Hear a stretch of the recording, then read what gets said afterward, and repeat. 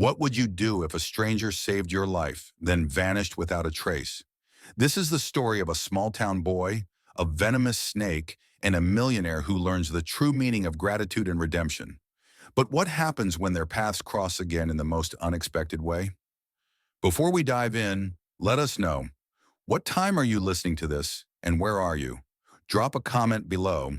We'd love to hear from you. Frank Dennison leaned back into the luxurious leather seat of his Maybach, letting the steady hum of the engine fill the silence. The Missouri countryside stretched endlessly before him, golden fields of wheat rippling like waves under the late afternoon sun. Yet the beauty did little to soothe him. His mind churned with numbers and deadlines, remnants of a heated boardroom meeting earlier that day. A nagging emptiness had settled into his chest, one he couldn't quite place. Frank glanced at his phone, only to see a barrage of unread emails. He tossed it onto the passenger seat with a sigh. This is why I needed to get away, he muttered, turning the car onto a narrow dirt road flanked by tall, whispering stalks of wheat. For the first time in years, he wanted to breathe, to escape from the constant grind that had made him both powerful and, in his eyes, utterly hollow. In a quiet corner of the same countryside, Ethan Marsh reeled in his fishing line with a quiet satisfaction. The 14-year-old had spent the afternoon by a small creek, its clear waters running briskly through the heart of the wheat fields. The boy was lanky, his brown hair a tousled mess from the wind, but his bright eyes carried an intelligence and depth far beyond his years. Ethan's father, a local EMT, had passed away 2 years ago. Yet his teachings lived on in the boy's every action. "Always be ready, son," his father would say, guiding Ethan's small hands through the steps of tying a tourniquet or checking a pulse. Now those lessons were etched into Ethan's memory, a silent legacy he carried in the fishing pole slung over his shoulder and the fraying backpack strapped to his back. As Ethan began his walk home, Frank parked his car at the edge of the road and stepped out. He stood for a moment, drinking in the view, as if the vastness could offer some elusive sense of peace. The world around him felt still, almost sacred, until a sudden, searing pain shot up his leg. "Ah!" Frank gasped, stumbling backward. He looked down to see a small, brown snake slithering quickly into the grass. Two angry puncture marks glared back at him from his ankle, surrounded by a faint redness that was rapidly spreading. "No, no, no," Frank muttered, his hands fumbling for his phone. The screen displayed no signal, and his heart raced as if to mock his futile attempt at control. He staggered toward the car, only to collapse against its frame as dizziness overwhelmed him. The Venom's grip was swift and merciless. "Help! Someone!" he shouted, though his voice was weak against the vastness of the open fields. The wheat swayed indifferently as he sank to the ground, his breath coming in shallow gasps. In the distance, Ethan heard something, a faint cry carried on the wind. He paused, turning his head toward the sound. It was unusual for anyone to be out here, and his instincts sharpened with curiosity and concern. Quickening his pace, he followed the direction of the noise. When Ethan reached the edge of the road, he saw the Maybach first, its sleek frame glaring against the rustic backdrop. Then his eyes fell on Frank, a figure slumped against the car, pale and struggling to breathe. Ethan's heart clenched, but his feet moved before fear could take hold. "Sir, are you okay?" Ethan called, dropping his fishing gear as he approached. "Snake," Frank whispered, his voice barely audible. He gestured feebly toward his ankle before his head lolled back against the car. Ethan crouched down, examining the wound with a critical eye. His father's voice echoed in his mind. "Stay calm. Assess the situation." The swelling was already significant, and the puncture marks confirmed Frank's words. "We don't have time to waste," Ethan muttered to himself. He reached into his backpack, pulling out a clean handkerchief. Wrapping it around Frank's leg just above the bite, he tightened it into a tourniquet using a stick as a lever. Frank groaned, his eyes fluttering open. "Who are you?" he rasped. "Ethan Marsh," the boy replied simply. "And right now, I'm the one who's going to get you out of here." His voice was steady, though inside a knot of worry tightened in his stomach.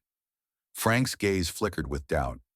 Could this boy, skinny, dirt-streaked, and barely a teenager, really save him? Yet as Ethan's hands worked with determined precision, Frank found himself clinging to the boy's unwavering confidence. "You need a doctor," Ethan said firmly, adjusting Frank's position to keep his leg lower than his heart. "The clinic's a few miles from here, but—" He glanced around, realizing the impossibility of driving the car in Frank's condition. He would have to carry him. "Wait, you can't," Frank murmured, his voice fading. "Don't talk," Ethan interrupted, his tone soft but commanding. He hoisted Frank's arm over his shoulder, taking on the man's weight with a grunt. "Just focus on breathing. I've got this."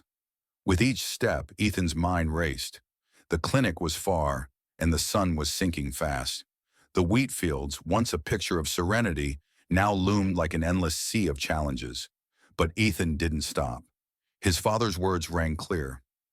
"In emergencies, hesitation isn't an option." The weight of Frank Dennison pressed heavily against Ethan Marsh's shoulders as he trudged through the tall wheat fields. The fading sunlight painted the landscape in hues of orange and purple, but the beauty was lost on Ethan. His focus was singular, keeping Frank alive. With every step, Frank's groans grew fainter, and Ethan's determination grew sharper. The clinic was miles away, and the narrow dirt road stretched endlessly ahead.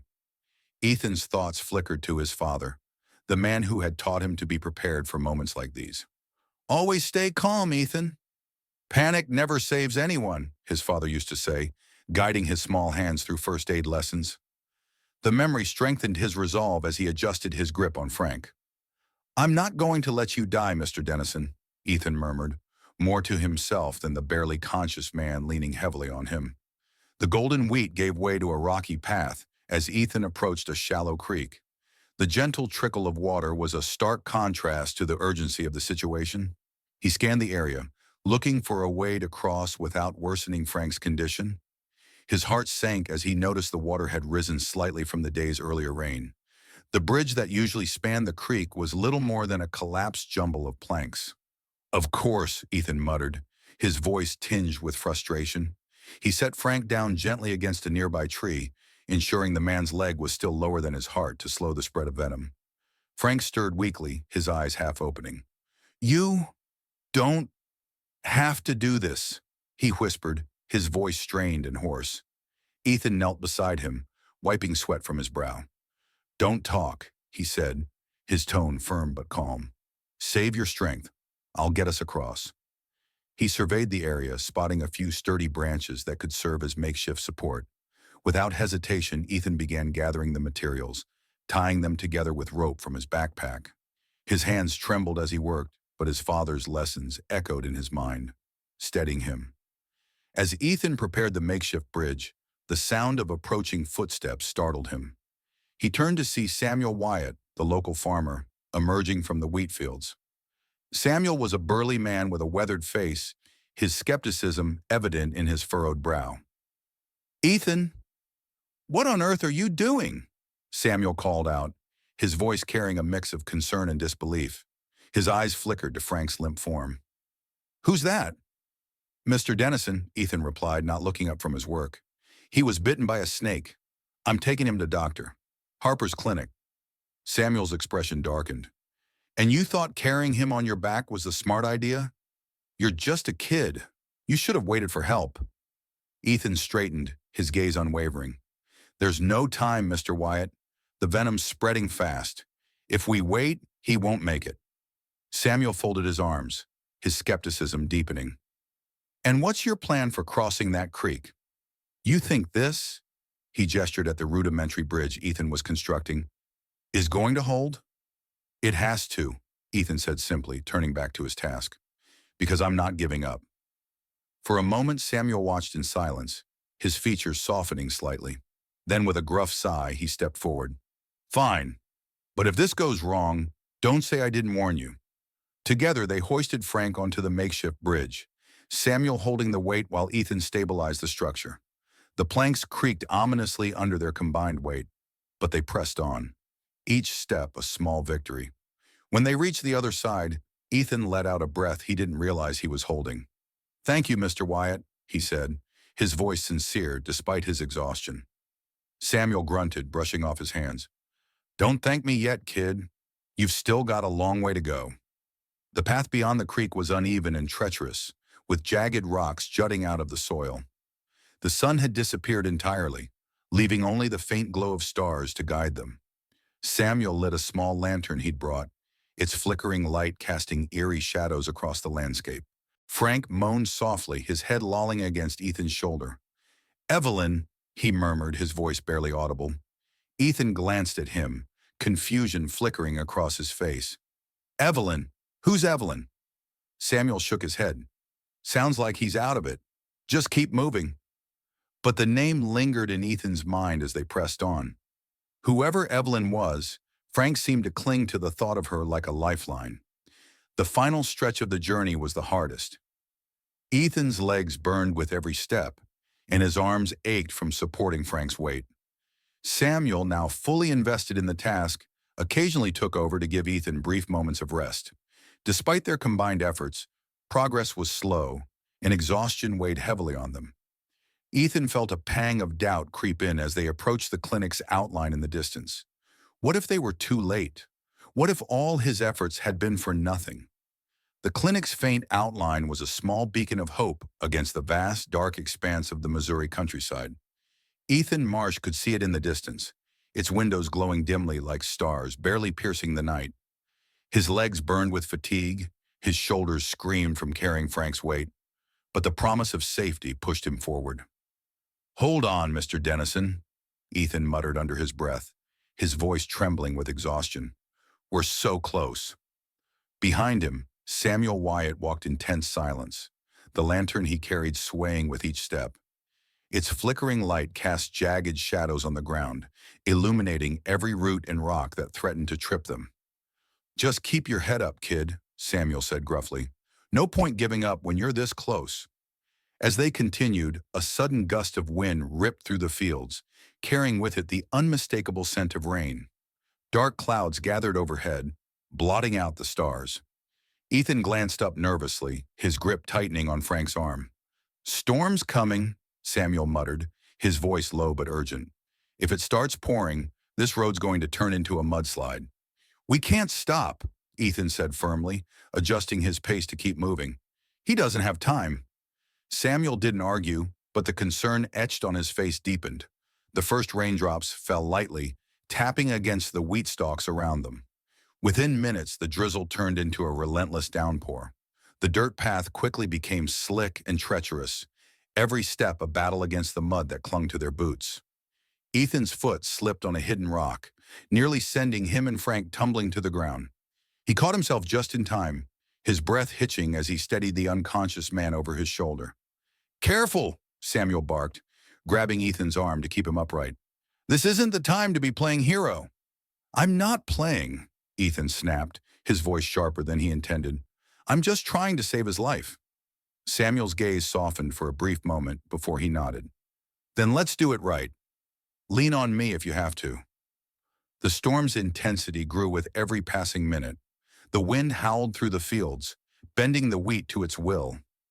Thunder rumbled in the distance, each crack of lightning briefly illuminating the path ahead.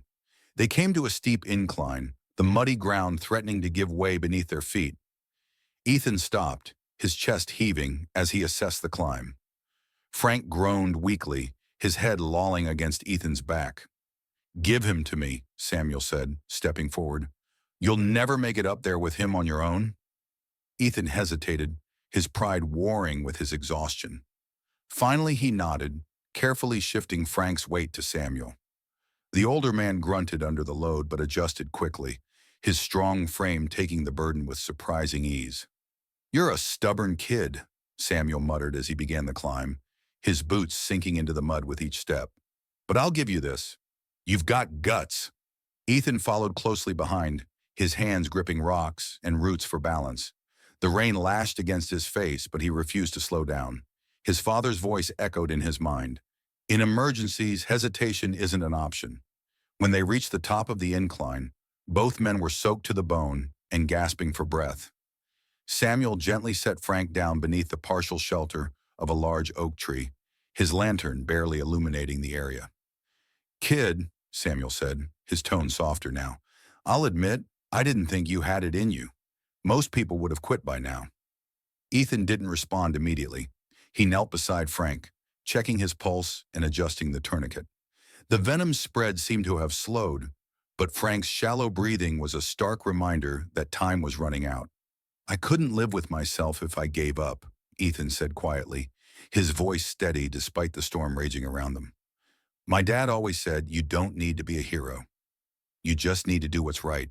Samuel looked at the boy with newfound respect, nodding as he picked up the lantern. Then let's keep moving. As they neared the clinic, the storm unleashed its full fury. Trees swayed dangerously, their branches creaking under the pressure of the wind. The path became nearly impossible to navigate, forcing them to slow their already agonizing pace. Lightning struck a tree just ahead, splitting it in two with a deafening crack. The massive trunk crashed across the road, blocking their path. Samuel cursed under his breath, shielding the lantern from the rain. We're not getting past that, he said grimly. Ethan's jaw tightened as he scanned the area. His eyes landed on a narrow trail winding through the woods to their left. It was overgrown and muddy, but it offered a potential detour.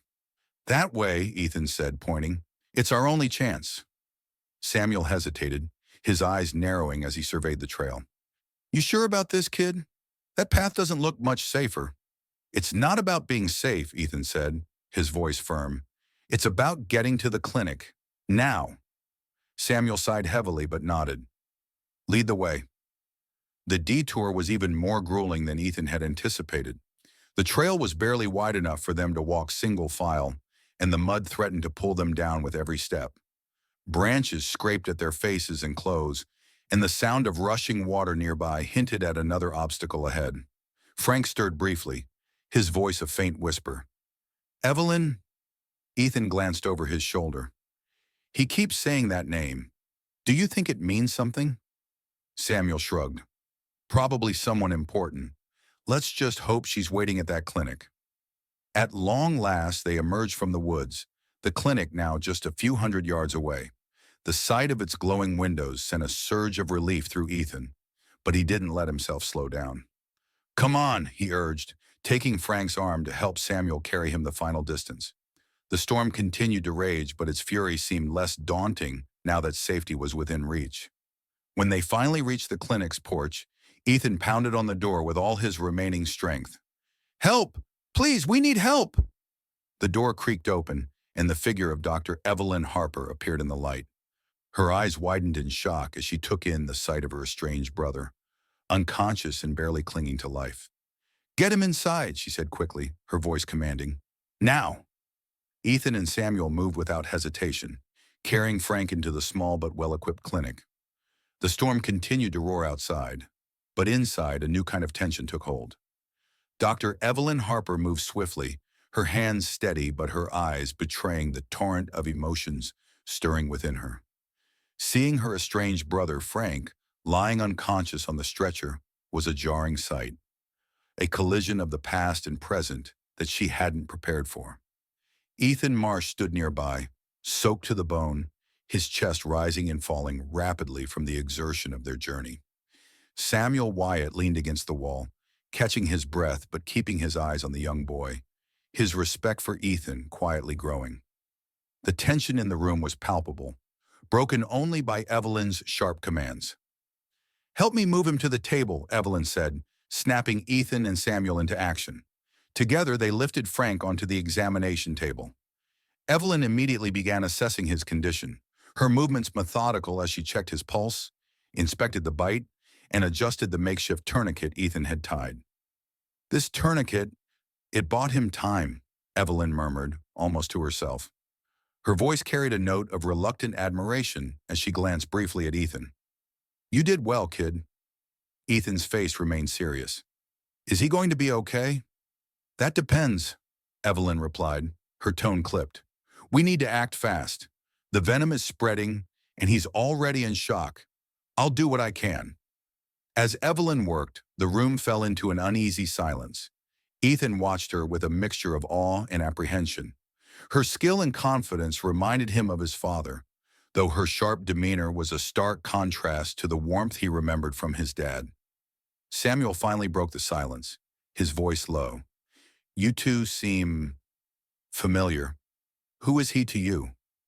Evelyn paused briefly, her jaw tightening before she responded. He's my brother. The admission hung heavy in the air, drawing startled looks from both Ethan and Samuel. Evelyn didn't elaborate, her focus returning to the task at hand, but the unspoken weight of her words lingered. Frank stirred on the table, his lips parting as a faint groan escaped. His eyelids fluttered open, and for a moment his gaze was unfocused. Then his eyes locked onto Evelyn, and a flicker of recognition crossed his face. "Evelyn!" he whispered, his voice barely audible. Evelyn's hand froze mid-motion, her eyes meeting his.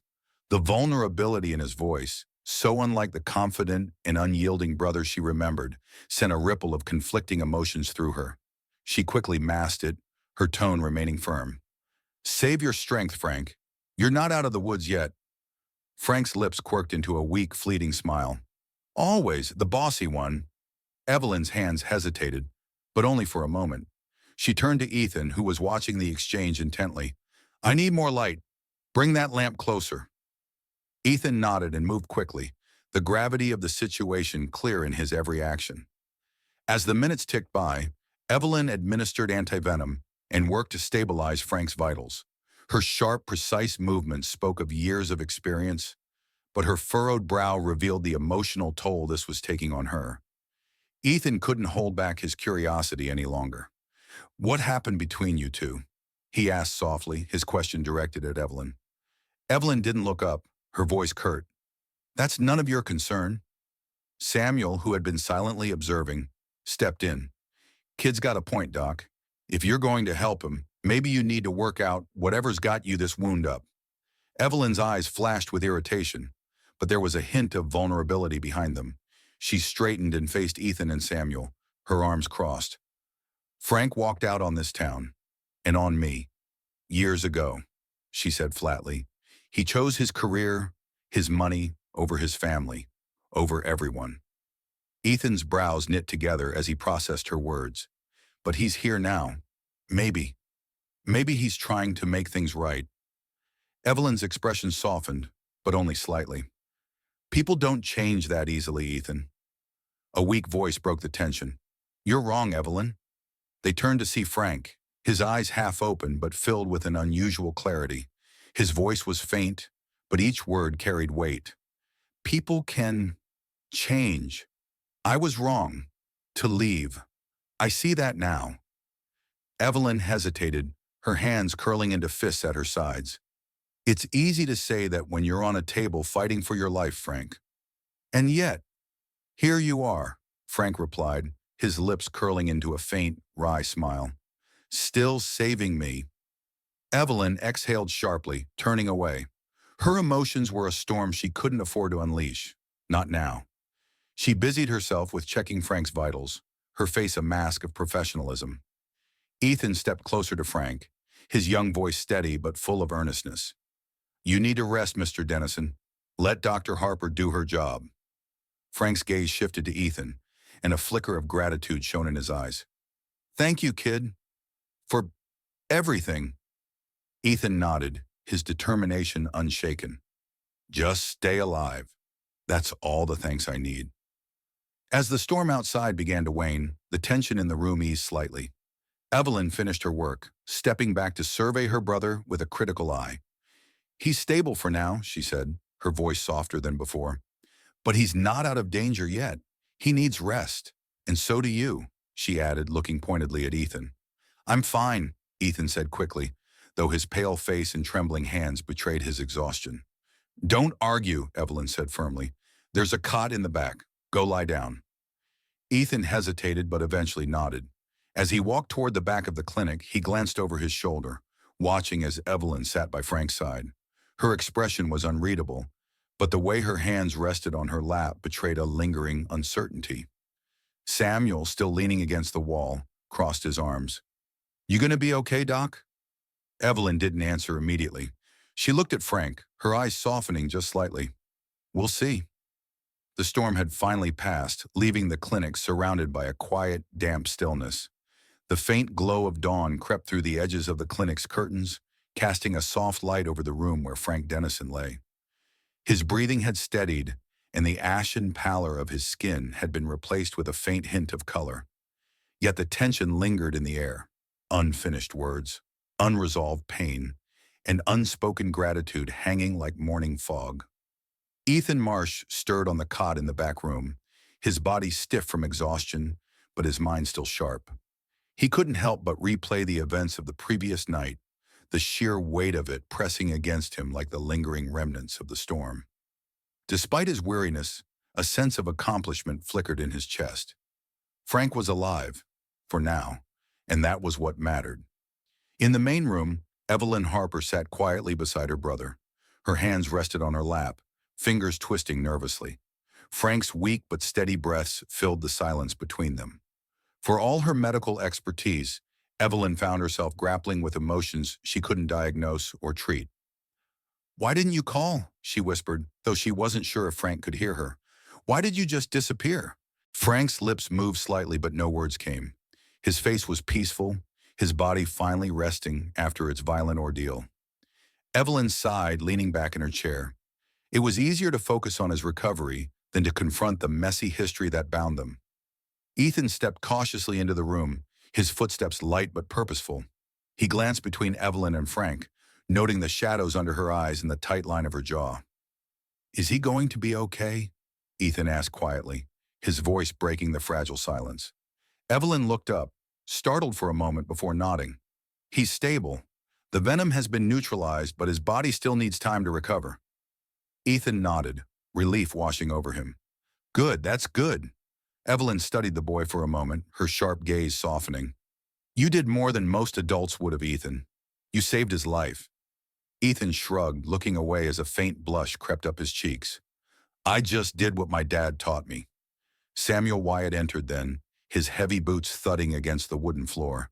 He carried a thermos of coffee in one hand and a skeptical look in the other. "Kid's got more grit than sense, if you ask me," Samuel said, though his tone carried a note of grudging respect. "But I'll give him this. He doesn't back down." Ethan shot Samuel a small, grateful smile. The older man's approval felt like a hard-won victory. As the morning wore on, Frank began to stir. His eyelids fluttered open, revealing a pair of weary but lucid eyes. He turned his head slightly, his gaze settling on Evelyn. For a moment, neither of them spoke. The weight of years apart pressed down on them, making the silence heavy. "You're still here," Frank rasped, his voice hoarse but steady. "Where else would I be?" Evelyn replied, her tone clipped, but her eyes betraying a flicker of vulnerability. Frank's lips curved into a faint, tired smile. "Didn't think you'd want to waste your time on me." Evelyn stiffened, her jaw tightening. "I didn't do it for you, Frank. I did it because it was the right thing to do." Frank's smile faltered, but he nodded. "Fair enough." Ethan watched the exchange quietly, sensing the unspoken emotions simmering beneath the surface. He glanced at Samuel, who raised an eyebrow and muttered under his breath, "Looks like there's a lot of baggage in this room." Evelyn stood abruptly, her professional mask snapping back into place. "You need to rest, Frank. Don't push yourself." "Evelyn," Frank said, his voice soft but insistent. "Thank you." Evelyn hesitated, her back to him. Her shoulders sagged slightly before she straightened and left the room, leaving Frank, Ethan, and Samuel behind. Ethan stepped closer to Frank, his youthful face filled with a mixture of curiosity and concern. "Mr. Dennison, why do you keep saying Dr. Harper's name? You talked about her a lot last night." Frank chuckled weakly, the sound dry and brittle. "Because she's my sister." Ethan's eyes widened. "Your sister? But you haven't seen her in years?" Frank nodded slowly, his gaze distant. "I made a lot of mistakes, kid. Left people behind I shouldn't have. Evelyn has every right to hate me." Ethan frowned, his brow furrowing as he tried to reconcile Frank's regret with the man he had carried through the storm. Maybe she doesn't hate you as much as you think." Samuel snorted from his corner of the room. "Kid, you don't know family grudges. They can last a lifetime." Ethan shot him a pointed look. "Maybe, but that doesn't mean they have to."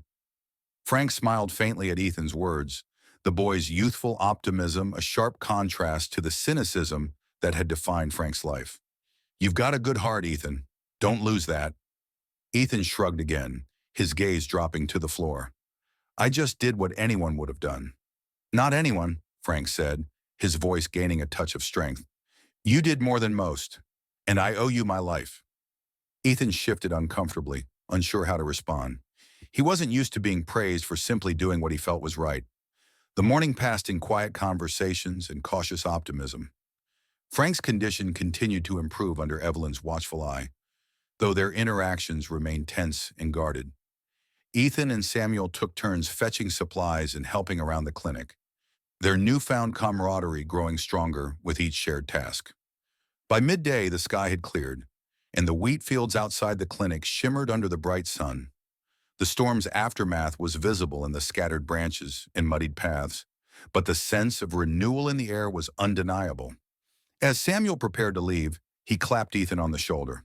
You're a good kid, even if you're a little reckless. Keep that fire in you. It's rare. Ethan grinned. Thanks, Mr. Wyatt. Samuel nodded and turned to Frank.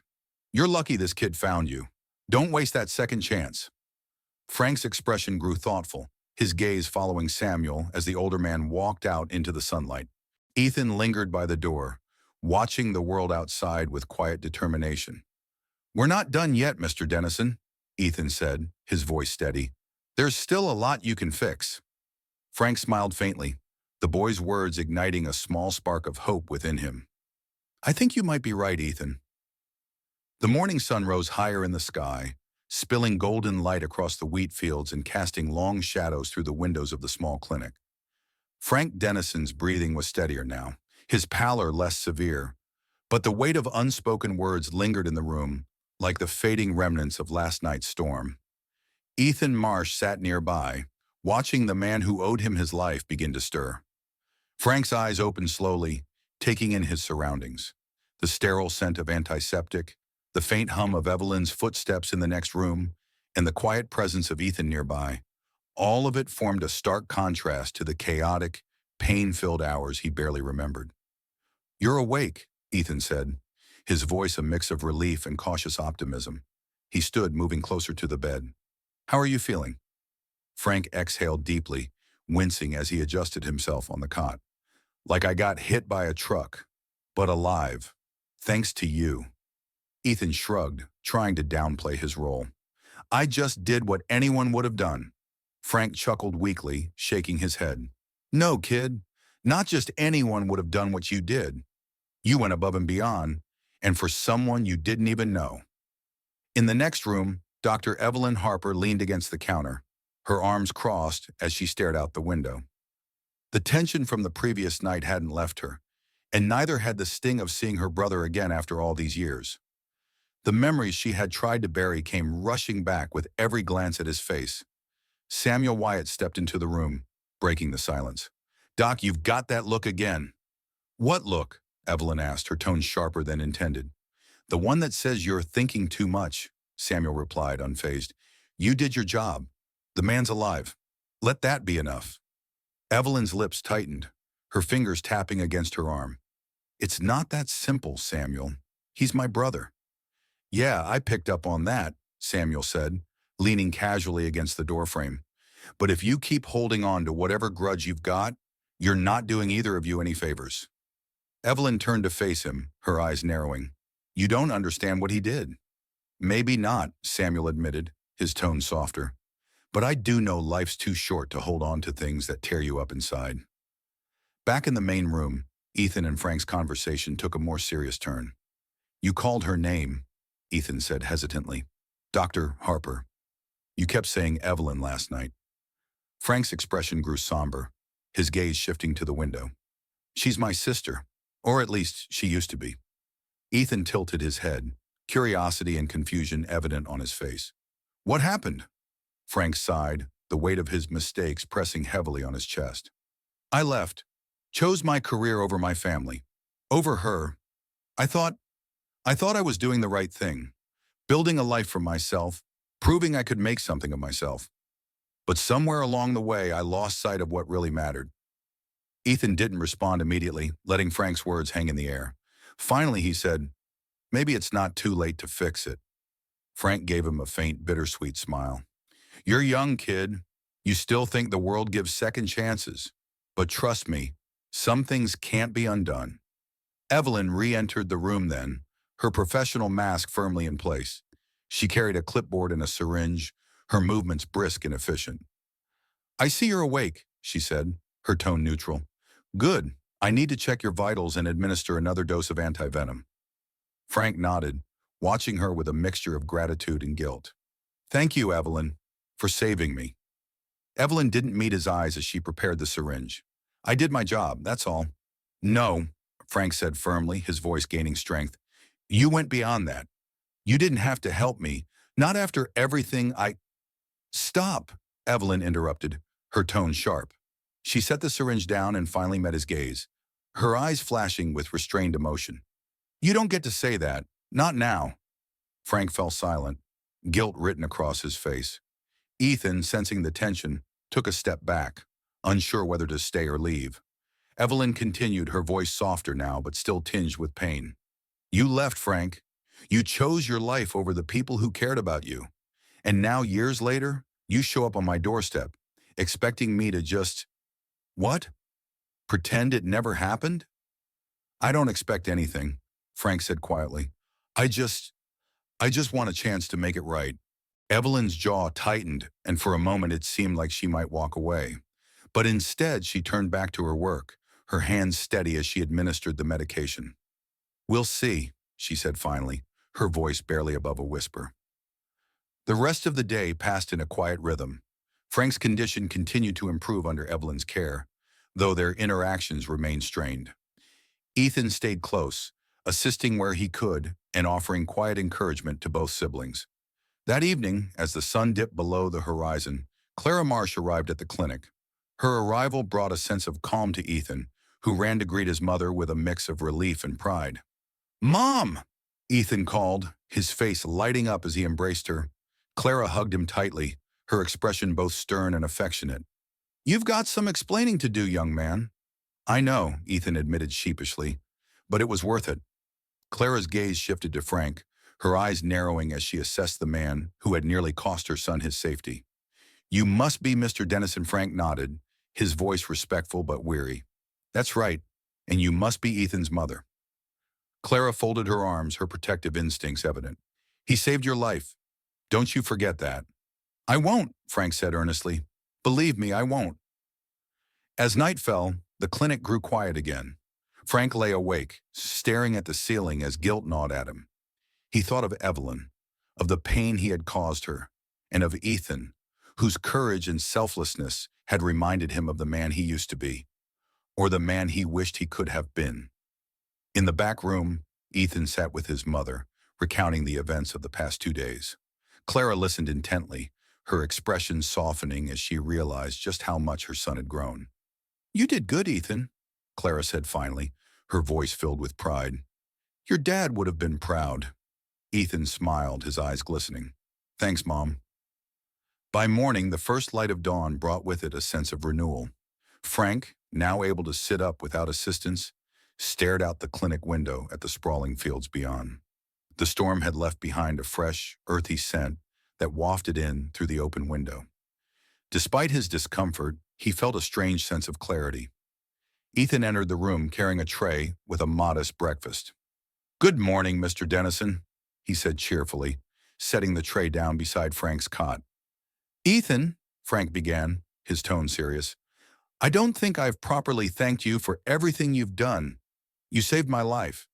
Ethan shrugged, his modesty making him shift uncomfortably. You've already thanked me, Mr. Dennison. That's enough. No, Frank insisted, his voice firm but warm. It's not. You've reminded me of something I'd forgotten. What it means to care about someone other than yourself. Ethan tilted his head, curiosity flickering in his eyes. What are you going to do about it? The question lingered in Frank's mind throughout the day. By the time Evelyn joined him later, her arms crossed and her expression guarded, he had begun to formulate an answer. You're looking better, Evelyn remarked, her tone neutral. Thanks to you, Frank replied. He hesitated before adding, Evelyn, I need to say something. She raised an eyebrow, her skepticism clear. Go on. I know I hurt you, he said, his voice heavy with regret. Leaving wasn't just a mistake, it was a betrayal. I thought I could make things better by distancing myself, but all I did was run away. I don't expect you to forgive me, but I want you to know, I'm sorry. Evelyn's jaw tightened, and for a moment it seemed as if she might walk away. But instead she sighed and sat down across from him. It's not that easy, Frank. Apologies don't erase the years we lost. I know, Frank admitted, but maybe we can start over. I want to try. Evelyn's expression softened slightly, though her walls didn't completely crumble. We'll see. Later that afternoon, as the sun reached its zenith, Frank ventured outside for the first time since the storm. With Ethan's help, he walked slowly along the edge of the clinic's property, taking in the peaceful surroundings. It was a stark contrast to the high-rise buildings and relentless pace of his corporate life. I'd forgotten how beautiful it is out here, Frank murmured, his gaze sweeping across the fields. Ethan chuckled. You've been cooped up in the city too long. Frank nodded, a wistful smile tugging at his lips. Maybe it's time for a change. As they walked, they encountered Samuel Wyatt, who was repairing the old bridge that had been damaged during the storm. The sight of Samuel's determined efforts sparked an idea in Frank's mind. What if we rebuilt more than just the bridge? Frank mused aloud, his eyes narrowing thoughtfully. Samuel paused, wiping sweat from his brow. What are you talking about? I mean the town, Frank explained. There's so much potential here, but it's being overlooked. What if we invested in it, improved the infrastructure, supported the local community? Samuel raised an eyebrow, his skepticism clear. And why would a big-shot city guy like you care about our little town? Frank's gaze flickered to Ethan, then back to Samuel. Because I owe this place and its people more than I can ever repay. The idea took root quickly. By the next day, Frank began sketching plans for a scholarship fund in honor of Ethan's father, as well as a proposal to develop resources for the town. He shared his vision with Evelyn, who was hesitant at first but eventually agreed to help. You're serious about this? Evelyn asked, her arms crossed as she studied the documents Frank had drafted. As serious as I've ever been about anything, Frank replied. I want to make a difference, Evelyn. For this town, and for us. Evelyn nodded slowly, a small smile breaking through her guarded demeanor. Then let's do it. The following week, Frank hosted a community gathering in the town square. Word had spread quickly, and a mix of curiosity and hope brought people from every corner of the area. Frank stood before them, humbled but determined, and shared his plans. This town saved my life, he began, his voice steady but emotional. Not just in the physical sense, but in ways I didn't expect. I came here a man who had lost his way. But thanks to people like Ethan Marsh, his mother Clara, and my sister Evelyn, I've found something I thought I'd forgotten, a sense of purpose. The crowd listened intently, their skepticism melting into cautious optimism as Frank outlined his vision. When he announced the scholarship fund, naming it after Ethan's father, a ripple of emotion swept through the audience. Ethan stood at the edge of the crowd, his heart swelling with pride. Clara placed a hand on his shoulder, her eyes glistening with tears. You see, Ethan, she whispered, you made this happen. As the sun set on the gathering, Frank felt a sense of fulfillment he hadn't experienced in years. For the first time, his wealth and influence felt like tools for something meaningful, rather than burdens tethered to his ego. Evelyn approached him, her expression unreadable, but her tone softer than before. You've done good here, Frank. It's a start. Frank smiled, a flicker of hope shining in his eyes. It's just the beginning. The town square bustled with an energy it hadn't seen in years. Frank Dennison stood amidst the crowd, watching as conversations sparked and plans began to form. His announcement the previous week had ignited something in the community, a sense of possibility, long buried beneath years of stagnation. Ethan Marsh moved through the crowd with the ease of someone who had grown up in the heart of it all. His youthful enthusiasm was infectious, drawing out smiles from even the most skeptical of faces. Clara stood nearby, her expression a mix of pride and relief as she watched her son step into a new role, one of a quiet leader. Frank adjusted his tie, scanning the gathering with a mixture of hope and trepidation. He caught sight of Evelyn, standing on the fringes with her arms crossed, her gaze more observant than critical this time. Their shared glances held a fragile understanding, a truce that hinted at something stronger. A makeshift stage had been erected in the center of the square, and Samuel Wyatt climbed up with his usual gruff demeanor. He tapped the microphone, his voice booming over the chatter. "All right, folks, settle down. We've got work to do," Samuel said, his no-nonsense tone earning a few chuckles from the crowd. "Now, we all heard what Mr. Dennison had to say last week, and I'll admit, I wasn't sure about him at first." A ripple of agreement passed through the crowd, accompanied by a few knowing smiles. "But," Samuel continued, his gaze flicking to Frank, "the man's putting his money where his mouth is, and this town could sure use the help." Frank stepped forward as Samuel gestured to him, his heart pounding despite years of boardroom speeches. This was different. These were people, not investors, and their trust couldn't be bought. It had to be earned. "Thank you, Samuel," Frank began, his voice steady. "And thank you to all of you for being here today. I know trust doesn't come easy, especially from someone who's been away as long as I have. But I promise you, I'm here to stay, and I'm here to help." The crowd murmured their approval, their guarded expressions softening as Frank outlined the next steps for his projects. Scholarships for local students, revitalization of the town's infrastructure, and small business grants to stimulate growth. His plans were ambitious, but the sincerity in his voice was undeniable. Evelyn watched from the sidelines, her arms still crossed but her expression thoughtful. She had spent so long resenting Frank's absence that seeing him actively engage with the community was almost surreal. Yet as she listened, she couldn't help but feel a flicker of pride for the brother she had nearly given up on. Ethan approached her, his eyes shining with excitement. "Dr. Harper, isn't this amazing? Look at everyone. They're actually coming together." Evelyn glanced down at him, her lips curving into a faint smile. "It's a good start, Ethan, but don't forget, change takes time." Ethan nodded, undeterred. "I know, but it's worth it." As the day progressed, small groups began to form, each tackling different aspects of the town's revitalization plan. Some discussed repairing the community center, while others focused on organizing workshops for young entrepreneurs. Frank moved between the groups, listening intently and offering his support where needed. Clara joined one of the discussions, her practical insights quickly earning her the respect of her peers. "We don't need grand gestures," she said firmly. "What we need are sustainable solutions, things that will last." Her words resonated, drawing nods of agreement. Frank, overhearing her, felt a renewed sense of determination. Clara's grounded perspective reminded him of why he was doing this, not for recognition, but for real, lasting impact. By late afternoon, the atmosphere in the square had transformed from tentative cooperation to genuine camaraderie. The barriers that had once divided the townspeople seemed to crumble under the shared goal of rebuilding something greater than themselves. Samuel, now leaning against a post with a rare smile on his face, muttered to Frank as he passed, "You're starting to win them over, city boy." "Don't mess it up," Frank chuckled, clapping Samuel on the back. "Thanks for the vote of confidence." As the sun dipped low on the horizon, Evelyn found herself walking alongside Frank.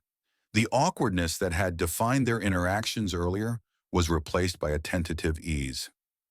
"You're doing good work here," Evelyn admitted, her tone grudging but sincere. "Thanks," Frank replied, glancing at her. "But it's not just me. This community has so much strength. It just needed a spark." Evelyn nodded, her gaze distant. "Still, it wouldn't have happened without you." Frank hesitated before saying, "I'm trying, Evelyn, to be better, for the town and for us." Evelyn met his eyes, the guardedness in her softening. "Keep trying, Frank. That's all I can ask." As the gathering began to wind down, Ethan stood beside Clara, watching the townspeople disperse with smiles and renewed energy. Frank approached them, his expression warm but serious. "Ethan," Frank said, crouching slightly to meet the boy's gaze, "none of this would have been possible without you. You reminded me of what's important. I can never thank you enough." Ethan grinned, his youthful confidence shining through. "You don't have to, Mr. Dennison. Just keep doing what you're doing. Frank straightened, his gaze shifting to Clara. And thank you, Clara, for raising a son like him. Clara's eyes softened and she nodded. You're welcome. But don't stop now, Frank. There's still work to do. Frank smiled, a sense of purpose filling him. I wouldn't dream of it. The town square, once a quiet and somber gathering place, had transformed into a vibrant hub of activity. Frank Dennison walked through the streets with a sense of purpose that felt entirely foreign yet deeply fulfilling. The energy of the community was infectious, and for the first time in years, Frank felt like he belonged somewhere. Evelyn Harper stood a few paces behind him, watching as he stopped to greet townspeople and listen to their concerns. She couldn't deny the changes in him, though skepticism still lingered in her heart. Frank's actions over the past few weeks had been remarkable, but trust was a fragile thing, especially when it had been broken so thoroughly. Nearby, Ethan, Marsh, and Clara worked with a group of volunteers to organize supplies for a newly established community center. Ethan's excitement was palpable, his enthusiasm contagious as he directed people twice his age with ease. Clara, ever the steady presence, provided a quiet but firm leadership that kept everything running smoothly. Ethan looked up and waved to Frank as he passed. Mr. Dennison, we're almost ready to open the center next week. Frank smiled warmly, nodding in approval. You're doing an incredible job, Ethan. This town owes you more than it can ever repay. Ethan shrugged modestly. It's not just me. Everyone's pitching in. We're all in this together. The projects Frank had spearheaded were progressing faster than anyone had anticipated. Roads were being repaired, the community center was nearly complete, and several small businesses had already begun to thrive with the grants he had provided. Frank's vision was becoming a reality, and the town had embraced it with open arms. But for Frank, the work was more than just an investment in the town. It was a way to atone for the years he had spent chasing wealth and ambition at the expense of his family and community. Every conversation, every handshake, and every project brought him closer to understanding the value of connection and belonging. One afternoon, as he reviewed plans for a new scholarship program, Evelyn entered his temporary office in the old town hall. She carried a stack of medical reports but paused when she saw him, her expression softening. You've been busy, she said, her tone less guarded than usual. Frank looked up, a smile tugging at the corners of his lips. It feels good, Evelyn, to be doing something that matters. She nodded, stepping closer. It does, and I have to admit, I'm impressed. I didn't think you had it in you. Frank chuckled, leaning back in his chair. That makes two of us. Evelyn hesitated before sitting down across from him. For a moment, the only sound was the faint creak of the old building settling around them. I've been thinking, she began, her voice tentative. Maybe it's time we stopped holding on to the past. You've changed, Frank, and I think maybe I can try to let go of the anger. Frank's expression softened, and he leaned forward, his voice earnest. I never meant to hurt you, Evelyn. Leaving was the biggest mistake of my life. Evelyn's lips curved into a faint, bittersweet smile. Well, it looks like you're trying to make up for it now. Just don't stop. This town, these people, they need you. Frank nodded, his chest tightening with emotion. I won't. I promise. That evening, the town gathered for a celebratory dinner in the newly refurbished community center. The space was filled with laughter and music, the scent of homemade food wafting through the air. It was a stark contrast to the somber atmosphere that had once defined the town.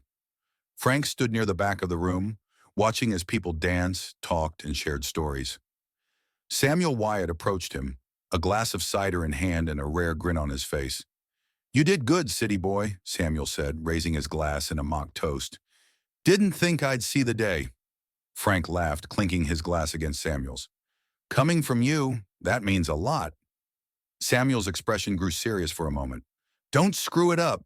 These people believe in you now. Frank nodded, the weight of Samuel's words sinking in. I won't. As the night wore on, Ethan found himself at the center of attention, surrounded by friends and neighbors who admired his bravery and leadership. Clara watched from a distance, her heart swelling with pride. When Frank approached her, she turned to him with a smile. Your son's remarkable, Frank said, his voice filled with genuine admiration. Clara nodded, her gaze never leaving Ethan. He gets it from his dad. Frank hesitated before saying, You've done an incredible job raising him, Clara. And I want to help, not just with the town, but with Ethan's future. Clara looked at him, her eyes searching his. Help how? I want to set up a fund, Frank explained, for his education, for anything he needs. He deserves every opportunity, and I want to make sure he gets it. Clara's expression softened, and she nodded slowly. That's kind of you, Frank. Thank you. As the festivities began to wind down, Frank found himself standing outside the community center, gazing up at the stars. The cool night air was refreshing, and for the first time in years he felt a sense of peace. Evelyn joined him, her hands tucked into her coat pockets. You're awfully quiet. Everything okay? Frank smiled, his gaze still fixed on the sky. Just thinking about how far we've come. How far I've come. Evelyn studied him for a moment before nodding. You've done good work, Frank, and I think Dad would have been proud.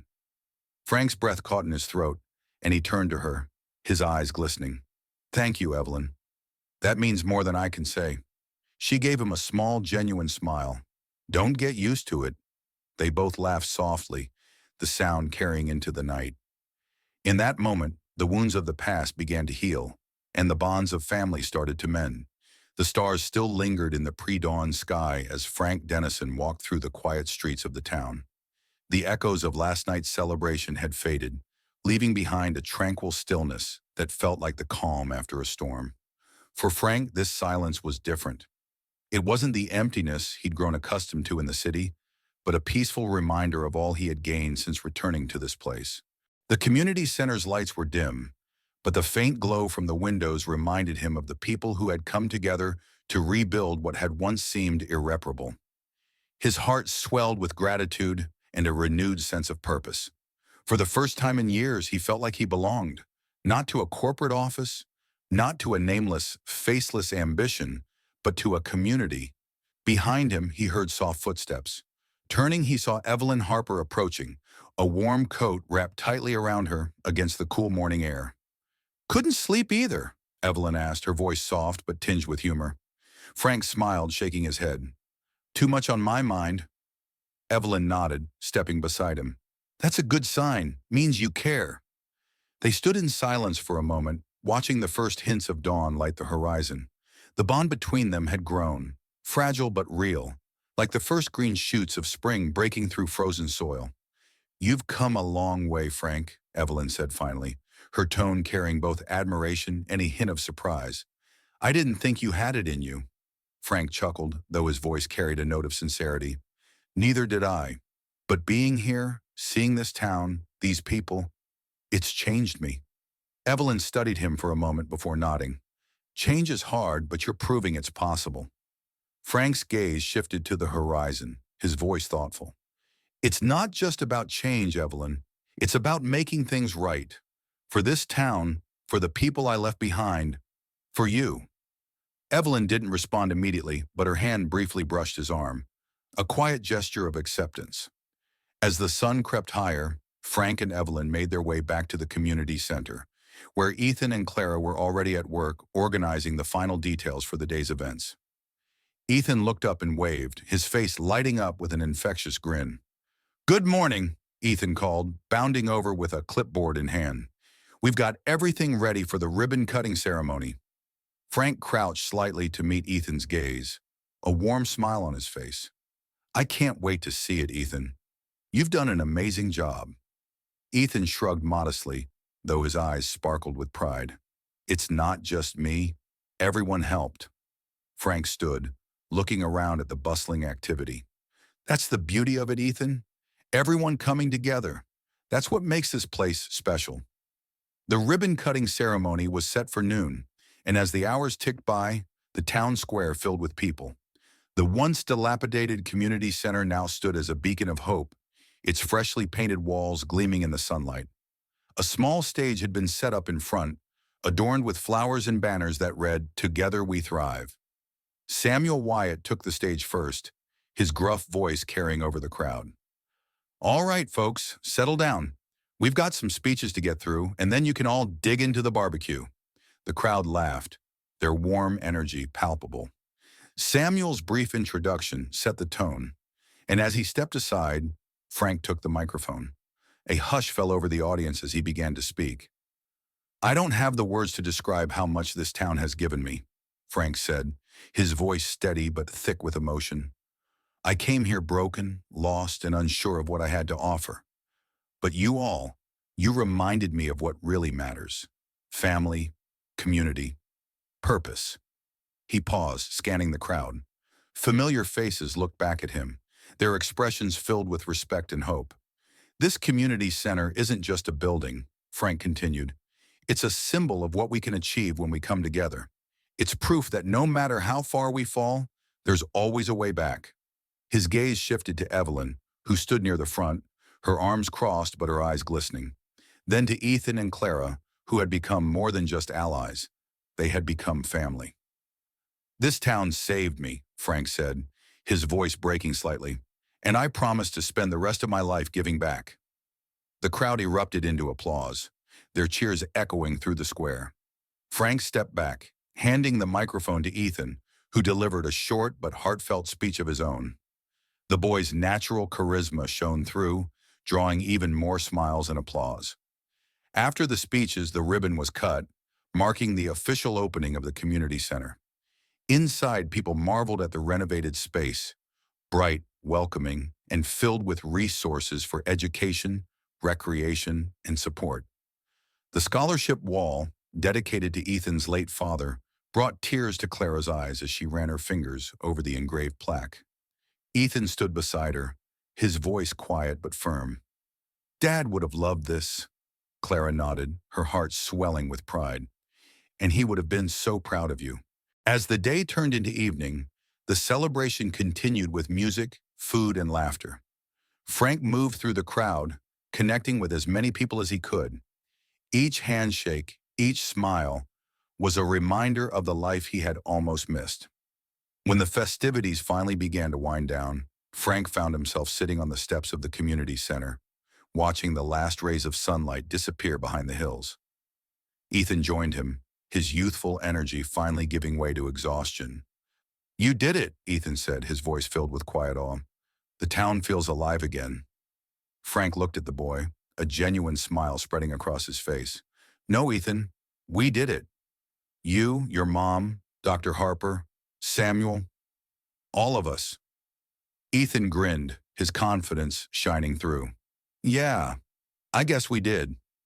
Later that night, as the town settled into a peaceful quiet, Frank stood outside Evelyn's clinic. The stars above were bright and endless, a fitting backdrop for the moment. I'm leaving tomorrow, Frank said, his tone hesitant but firm. Evelyn looked at him, her expression unreadable. Why? Because it's time, Frank replied. I've done what I came here to do, but that doesn't mean I'm disappearing again. I'll be back, often. This town is my home now, even if I'm not here every day. Evelyn studied him for a long moment before nodding. Just make sure you keep that promise, Frank. I will, he said, his voice filled with conviction. As Frank walked back to his temporary quarters, he felt a profound sense of closure. The man who had arrived in this town was unrecognizable compared to the man leaving it now. He had found more than redemption. He had found a new beginning. As we come to the end of this heartfelt story, let's take a moment to reflect on the powerful lessons Frank Dennison's journey has taught us. His transformation reminds us that it's never too late to make amends, to rebuild relationships, and to find purpose in giving back. But what about you? Have you ever had an experience where an act of kindness, whether given or received, changed the course of your life? Do you believe that everyone deserves a second chance like Frank had? Or perhaps there's a time when your community came together to overcome challenges. We'd love to hear your thoughts in the comments below. Share your stories, your perspectives, because your voice matters and it inspires others. And if you found this story moving, don't forget to give it a thumbs up and share it with someone who might need a little hope today. Make sure to subscribe to our channel for more stories like this, where everyday moments lead to extraordinary lessons. Thank you for being part of our journey. See you in the next story.